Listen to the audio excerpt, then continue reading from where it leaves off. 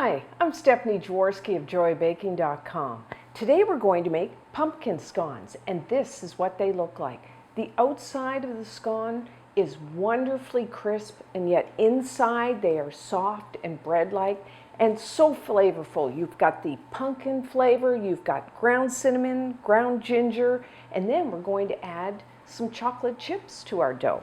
So the first thing you will need to do is preheat your oven to 400 degrees Fahrenheit, which is 200 degrees Celsius. And then you will need a baking sheet. I've lined mine with parchment paper. You could just lightly butter it or even spray it with one of those non-stick sprays.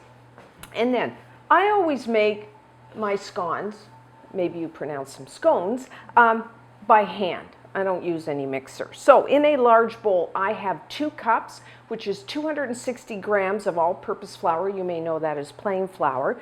And to that, I am going to add 3/4 of a teaspoon, that's 3 grams of baking powder. I'm going to add 1/2 teaspoon, 2 grams of baking soda, 1/4 of a teaspoon, 1 gram of salt. And then for flavoring, I'm adding 3/4 of a teaspoon of ground cinnamon and 1/2 teaspoon of ground ginger. Of course, with the ground cinnamon and ground ginger, you could vary that depending on how strong the flavor. You could also add a little bit of ground cloves or even some freshly grated nutmeg. And then I'm going to add some sugar. I'm adding 1/2 cup, 100 grams of light brown sugar. Now, normally I don't add, this amount of sugar to a scone dough. I usually add probably 1/2 of that. But I find because we're adding that pumpkin, it needs a little more sugar. So just kind of whisk all that together. I'm going to get my hands in there. Because brown sugar tends to have lumps. So now what I'm going to do is take 1/2 cup, which is 113 grams, and you want to use cold butter. I'm using unsalted. I prefer the flavor, and I like to regulate the salt. But you could use salted butter, and then what I would do is just leave out the salt in the recipe. And then what I've done is cut it into chunks because we're going to cut it into the flour, and it does help if it's a little smaller pieces than that big block you normally get. So now I'm going to use this pastry blender to cut the butter into the flour. If you don't have one of these, although I do recommend getting one, you could use like 2 knives and just kind of cut, or you could just even use your fingertips. But this handy little tool just cuts straight down. So what you want to do is cut it into the flour until it gets like coarse crumbs, the whole batter. So it takes a few minutes.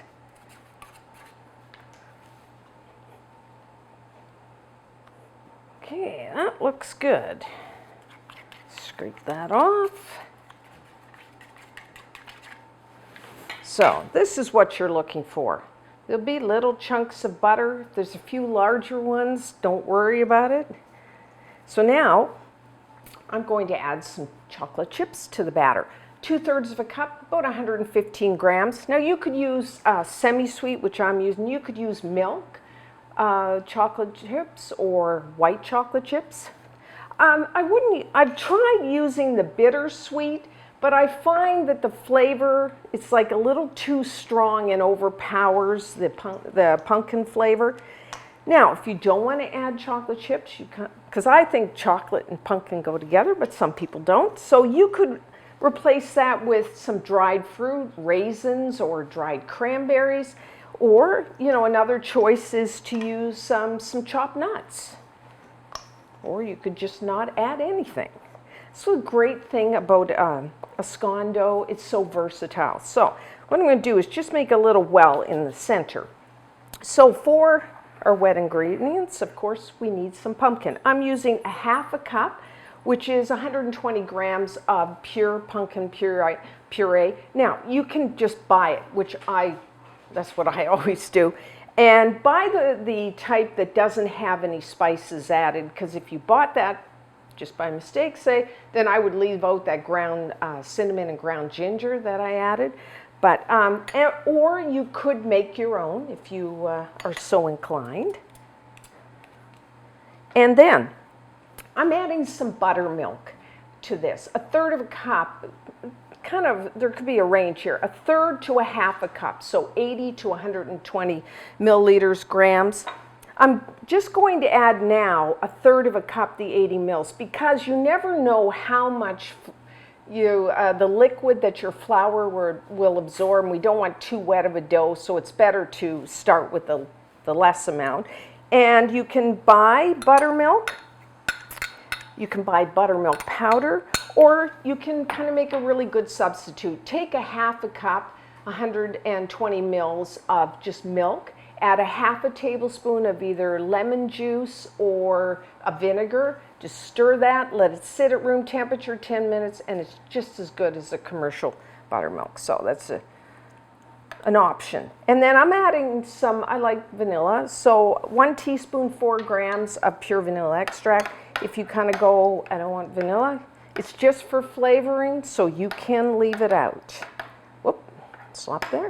So I'm just going to kind of roughly stir that together. And like I said, I have a little extra buttermilk on the side just in case I need that. We will see. So I'm going to add that into the center.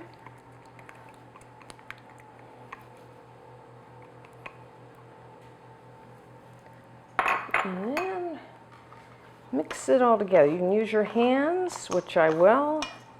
Gets a little sticky, but that's okay. Now it does look dry right now, but resist at this point adding more buttermilk, because let's just see how this comes together.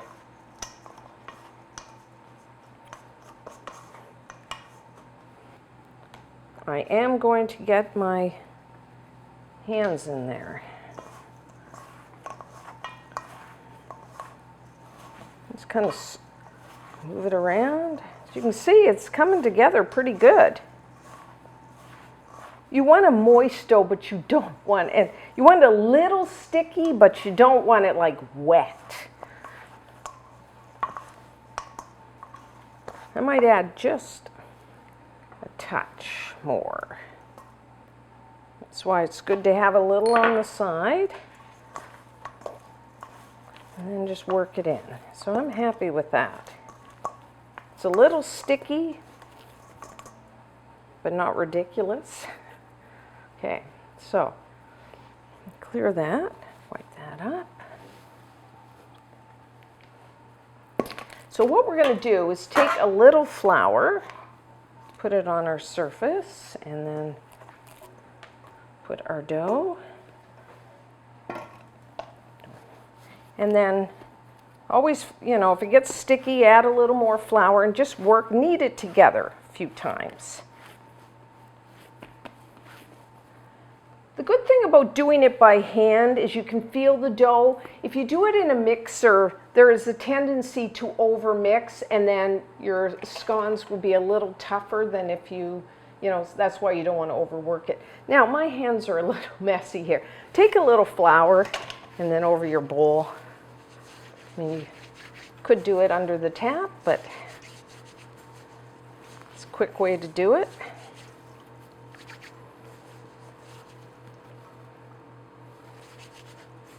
Okay. So now, what we're going to do is just pat this. You could roll it, but I'm just going to pat it into a 7-inch, which is 18 centimeter circle. I mean, you could use your handy ruler, but I've made these a few times so I can kind of eyeball them. Okay. Okay, and now what we're going to do, you could do circles if you want. Just take a cookie cutter and cut it out that way. I'm going to make the pie shape. So you can use a knife, or if you have one of these like bench scrapers or handy tools, just cut down the center all the way through, and then each half, and then I'm going to make 8, and then just, see what I'm doing here? Just space them around your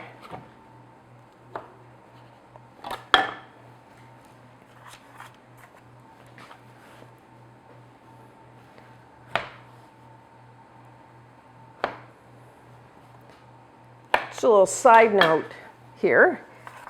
This this tool is really handy for cleaning up your counter. Like that. Really handy. So now,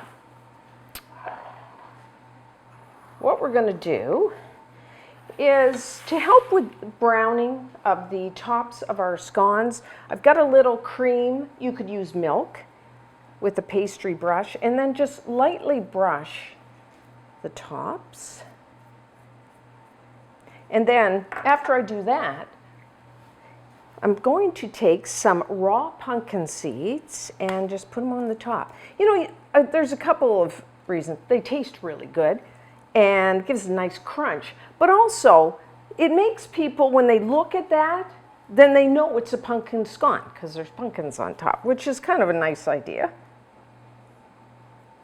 Of course, if you don't have any in the house, you can just brush them and that's it. That's that. One little tip, if you're using a regular oven, which by that I mean that your heat source is on the bottom, because we're baking these scones at a fairly high temperature, sometimes because the heat's coming from the bottom of your scones can become too brown. So what you can do is just see what I've done here. You put your baking sheet inside of another baking sheet and that will protect it and they won't over brown. But I'm using a convection, I'm using a convection oven, fan oven, so it's not coming from the bottom, so I don't have to do that, but that's just a little tip. So now, I'm going to bake these around 20, maybe 22 minutes. They'll turn wonderfully brown, they'll rise, and really I just feel them, and if they feel the outside's nice and crispy, you could take a toothpick, insert it into the center, it will come out clean, but somewhere around the 20-minute mark.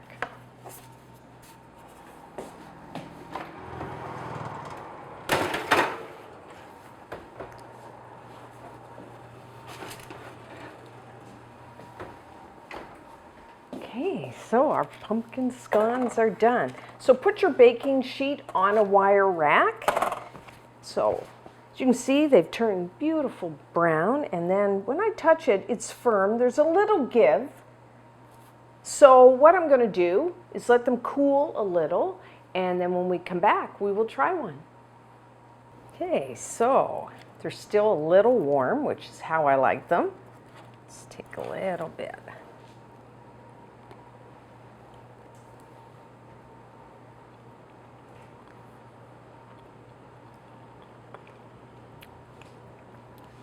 The great thing about scones, and they're particularly nice the day they're made, actually within a few hours of when they're made is at their optimum, because that's when the outside is wonderfully crisp, but inside the buttermilk and then the pumpkin gives it a really nice soft bread-like texture, and then the flavors.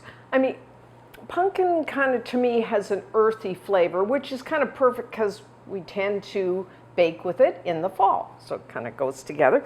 And then I think that the raw pumpkin seeds on top add a nice flavor and a little nice crunch, and then of course I like the chocolate chips. So a really flavorful scone that is just perfect for fall and winter. So until next time, I'm Stephanie Jaworski of joybaking.com.